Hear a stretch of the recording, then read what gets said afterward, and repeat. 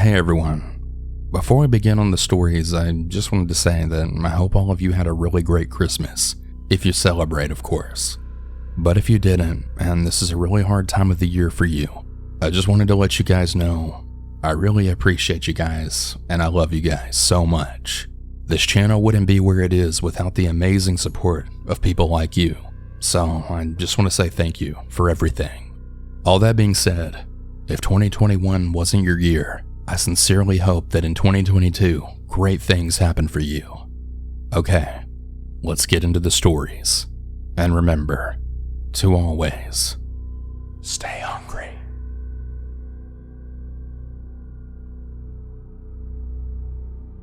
I want to start off by saying that Christmas is my favorite holiday. But every year, I always remember what happened to my family and I on Christmas 2019. When I was 12 years old, I went to my cousin's house with my family to celebrate Christmas. It was a really fun night with a lot of laughs and joy. My family and I decided to stay at my cousin's house to sleep over because our house was like half an hour away. So we got a guest bedroom and my family and I slept, but when I woke up, it was about 4 a.m. I had heard some strange noises downstairs and I decided to check it out. I'm not even playing. When I went downstairs, I saw someone dressed up as Santa Claus, and I saw him looking around in the kitchen and looking for gifts under our tree. But there really weren't many gifts left because my cousin's family and I had opened up a lot of them, but there were still a few of them left under the tree. I then went back upstairs and I woke up my dad. My dad went downstairs with me, but there was no one inside the house. My dad then just told me that I must have just had a bad dream and to go back to sleep. I just decided to go back to sleep, and in the morning when everyone woke up and we were getting ready to eat breakfast, my uncle went in the basement to go get some drinks, and he saw the basement window was completely shattered and it looked like someone climbed in. My uncle then called the cops, and when the cops came, they really couldn't find any evidence of someone breaking in except for the window. My whole family was really scared. My uncle and dad checked the whole house just to see if anything was stolen. Then my uncle and dad came running downstairs and into the kitchen and said they heard something in the attic. My uncle and dad went to go check it out, and they then started yelling because they saw the man that I saw dressed as Santa hiding behind a bunch of boxes. They called the cops and all of us went outside to wait for the cops to arrive. When the cops came, the officers went running inside and they pulled the man out of the attic. They found out that he had a knife and tape in his pockets. The officer then said it wasn't just him breaking into our house. There were apparently multiple people reporting in the neighborhood of someone dressed as Santa breaking into their house, so we were the fourth call. The officers then told us that these people dressed as Santa had apparently worked at separate malls and they got fired. It was a pretty creepy experience to say the least. Please have a safe Christmas, everyone, and happy holidays.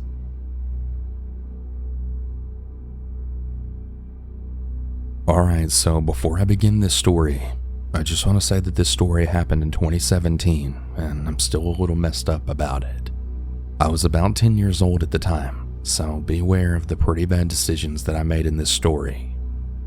So when I was about 10 years old, fresh out of elementary school, getting ready and hyped up for summer break, my mom decided to sign me up for this summer camp. It wasn't one of those camps where you send your child there and bring them back after a month. It was one of those camps where you drop your child off in the morning and then you pick them back up in the afternoon. At the time, I was very confused about this since I was planning on hanging out with my friends and having a good time and not going to a boring summer camp with people I don't know, since I'm very introverted and like to keep to myself a lot. So the first day I got there, they divided us by our age group. Keep in mind that I'm 10 years old and very shy and can't even speak up for myself when a teacher or an adult asks me a question. So when the teachers told the kids and teens to sit at the correct table, I was nervous and scared and trying not to make a mistake. And of course, like I always did, I make a mistake and sat at the wrong table, which were for 11 and 12-year-olds. This will be relevant later on in the story. So about a month or two later, there was a new kid, and for privacy reasons, we'll call him Michael. So Michael was 11 or 12 and was honestly very confusing. I couldn't tell if he had mental problems or if he was just insane and just did the things he did for fun. He had some kind of speech problem, Like every time he talked, he would sound like a scratched up CD that couldn't play anymore, and sometimes kids and teens in the group would always make fun of him for the way he talked. I never made fun of him at all, and I was very nice to him whenever he would speak to me, since I was raised to treat others with respect and kindness no matter what, since you never really know what others are going through in life. And honestly, I think this is what made him have a crush on me, and what eventually led to him becoming obsessed with me. I remember one day, I was talking with some friends and just drawing pictures and minding my own business, when I looked up to see him staring at me. At first, I just thought he was just looking around, and we both happened to be looking at each other. But after about 5 minutes, I noticed that he was definitely staring at me.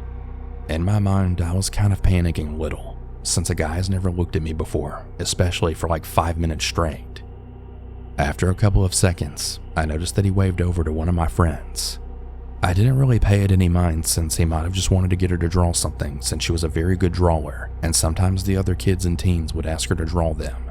When she went over to Michael, I noticed that he was looking at me and whispering in her ear. Again, I didn't really pay any mind.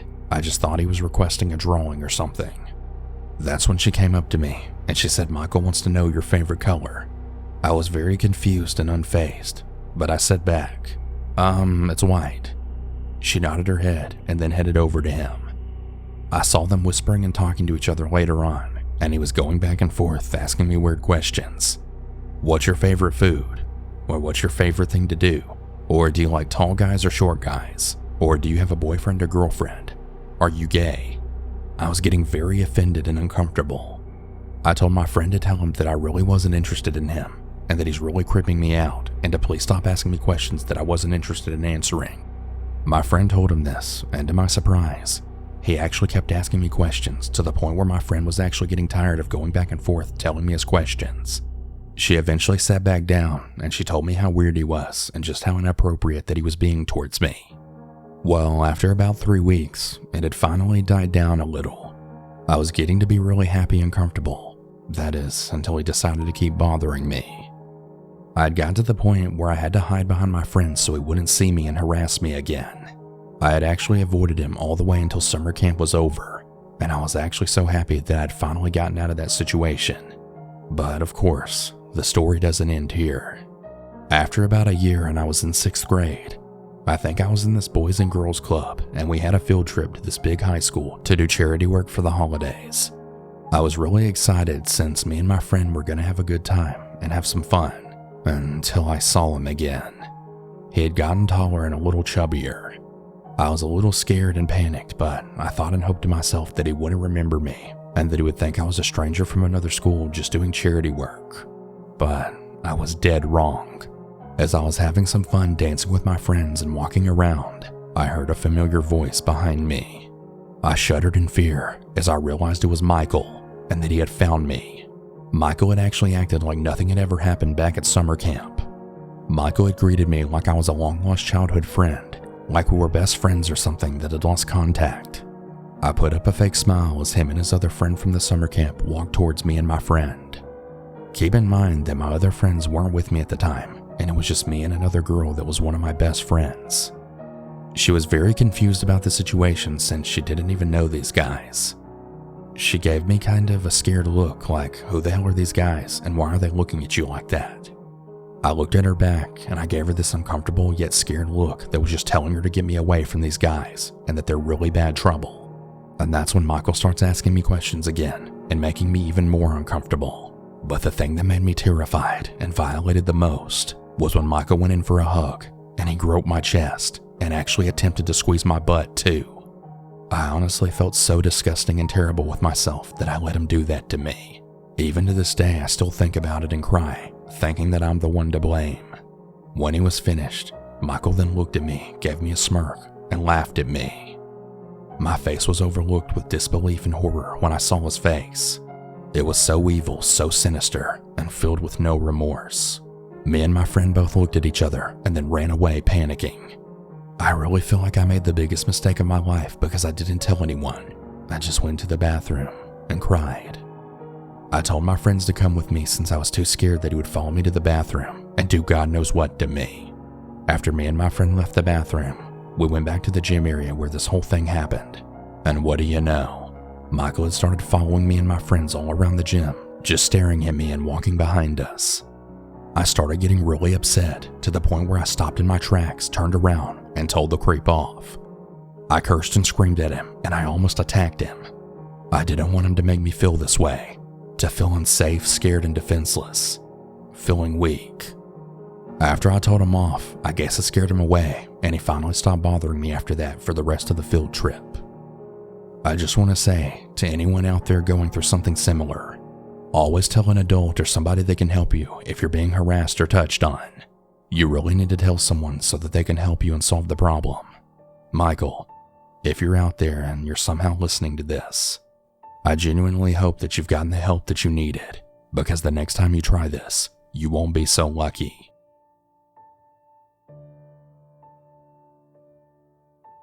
This happened a long time ago when I was a teenager. I was around 15 or 16 years old when this event took place. It happened on Christmas Eve, and a bunch of my family was over at my house for Christmas. I was in my bedroom when my dad had called me and my sisters for dinner. When I was leaving my room, I thought I saw something move outside the window.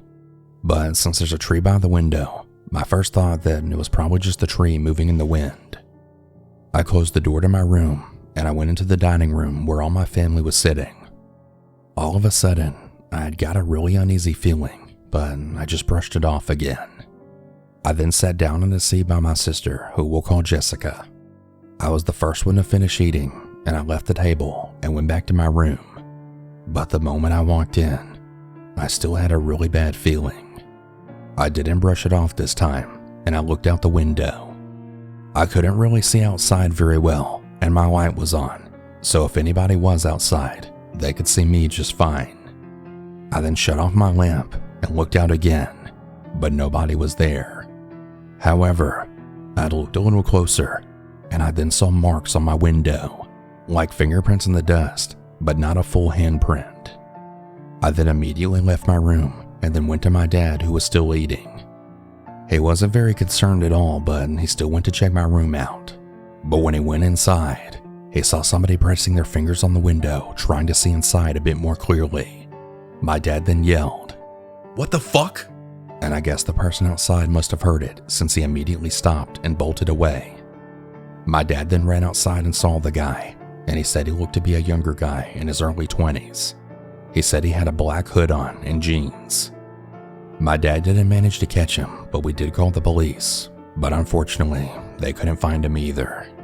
Some of my family even wanted to leave after this incident because they felt uneasy.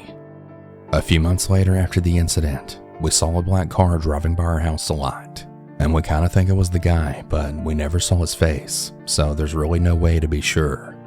In any case, I guess I'm just glad I'm okay, but it was still a creepy experience nonetheless.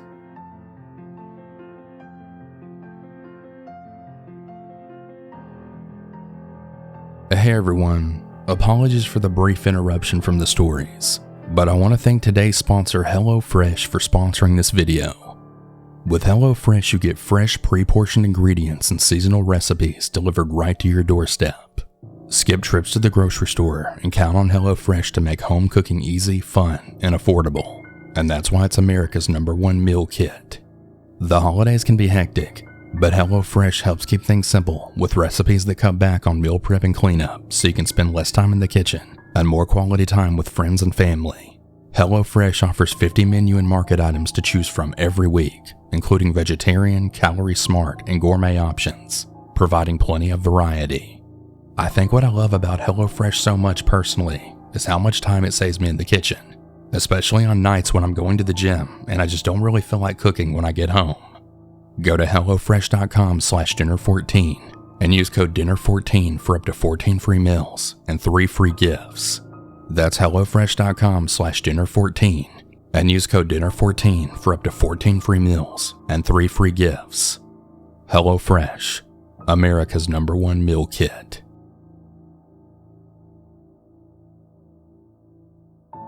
This happened on Thanksgiving of last year when I was 22 years old, and it still kind of scares me to this day. A very good friend of mine at the time, who I'll call John, was moving to Texas for a new job that he had gotten, And before you asked, we both lived in Canada. To celebrate his last night in the neighborhood where he had lived for most of his life, and because he was friends with me, he wanted to throw a house party. He told me that it wasn't going to be very big and that he was only going to invite a few people.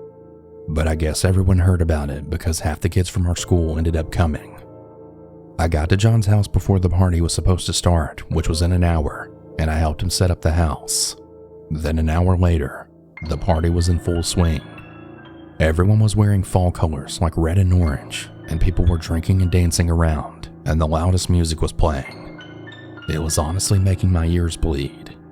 I then walked over to the staircase with my drink and sat down. I saw John standing off to the corner talking about something with a really cute blonde-haired girl.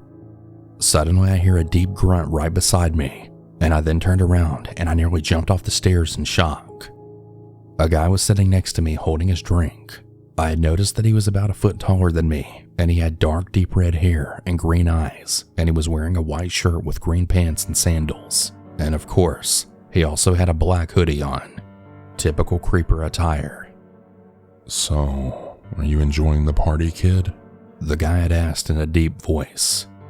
Yeah, I am actually, and hope you're having a good time too," I said, laughing nervously at the man. For some weird reason, the guy was really giving me creepy stalker vibes, and I wanted to leave, but my legs forced me to stay put. But then I must have really summoned some balls because I stood up telling the man I had to go, and walked away from him, breathing heavily. I then walked around the house until I found John again, and I told him about the guy in the black hoodie and how he really freaked me out, but John just told me not to worry about it. Well, about 3 hours later, and 5 drinks later, if I might add, I told John I was getting tired and that I was leaving, so I gave him a fist bump, then walked out of his house and headed to mine. When I got to my house, my porch light flicked on. It's one of those lights that turn on whenever it senses movement. I then dug around in my pants pocket for my keys. I then found them, but when I grabbed the doorknob to unlock it, it opened, and I cussed under my breath because I had forgotten to lock the door before I left. But I just sighed softly before walking in the house, then made sure I locked the door before heading to my room. I don't know how, but in 5 minutes I was ready to go to bed, but I decided to stay up for a bit, and I was scrolling through Facebook on my phone. I was looking at pictures of John's house party, but for some reason, I just couldn't stop thinking about that guy who gave me the creeps. After a little bit later, I had started to yawn, which meant that I was getting tired. So I put the phone down on my nightstand and got to a comfortable place in my bed and fell asleep. Suddenly, I then jolted awake, sitting up in my bed. I looked around the room because I thought I heard a loud noise come from somewhere in my room. I rubbed my eyes, thinking it came from outside the house, when I heard the noise again, and my eyes landed on the closet. I rolled my eyes and kind of just groaned, thinking something had fallen off the shelves. So I stood up and walked over to the closet. I opened the closet door and looked around in it, but I couldn't really see anything. So I flipped the light on, letting the closet get flooded by the light.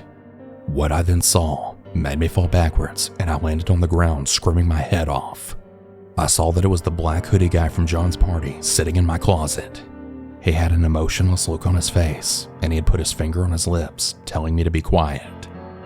Without even thinking about it, I ran into my room and out of the house with only my night clothes on and no shoes, so I was totally barefoot. I then ran all the way to John's house since we lived nearby each other. I then banged on his front door, and John then opened it, looking at me like I was crazy. I then told him what happened, and without a second thought, John called the cops. After about 5 minutes later, the police rushed over to his house, and we were all in John's living room, and I told them everything that happened. As you can imagine, they never found the guy, and they said he must have run out of the house when I did. But what's even scarier though, was that John never invited that guy into the party, and he just walked into the house of his own free will.